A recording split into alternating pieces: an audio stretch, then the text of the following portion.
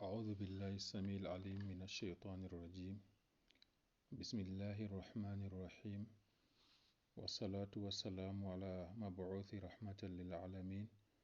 رب اشرح لي صدري ويسر لي أمري واحلل عقدة من لساني يفقه قولي. Après avoir examiné les règles de grammaire, ce qu'on a appelé al-qawa'id, on a eu deux règles de grammaire auxquelles obéit la construction complète d'une phrase. Il était question aujourd'hui de corriger les 8 exemples qu'on avait donnés dernièrement. Nous avions signalé que parmi les 8 exemples, nous avons 3 éléments qui sont des phrases correctes et donc complètes.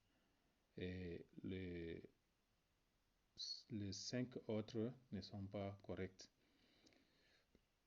Voilà donc la correction, la traduction d'abord de ces phrases pour qu'on comprenne qu'il y a certaines qui sont correctes et d'autres qui ne le sont pas. Donc voilà les 8 exemples avec leur traduction. On avait lu ces 8 exemples. Celui qui n'a pas la lecture peut revenir un peu en arrière. Au dernier cours, il va trouver la lecture. Et voilà la correction.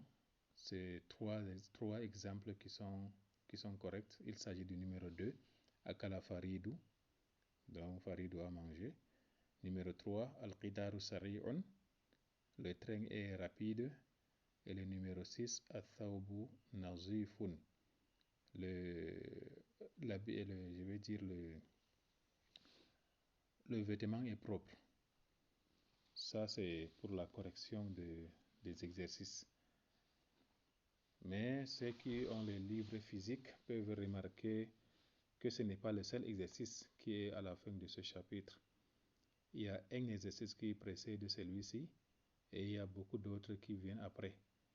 Donc, je demande à chacun d'aller traiter tous les exercices parce que c'est en traitant les exercices que les notions vont rester durablement dans la tête.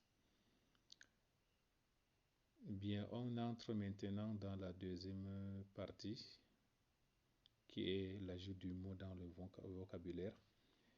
Nous allons sélectionner aujourd'hui un mot, c'est le 4e jusqu'ici. Il s'agit du mot kana. Kana veut dire être. Donc c'est un verbe qui est au passé. Comme nous l'avons expliqué, les verbes au passé équivaut au passé en français et en même temps à l'infinitif. Donc kana veut dire être. Et lorsque nous l'intégrons dans une phrase, ça peut donner kana al-waladu dhakiyan. Le garçon était intelligent.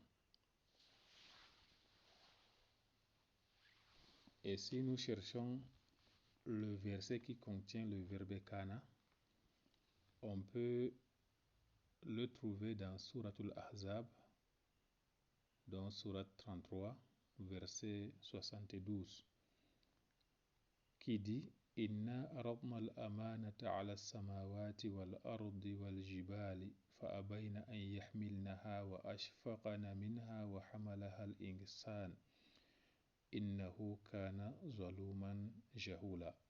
Innahu kana. Voilà le verbe kana qui apparaît ici.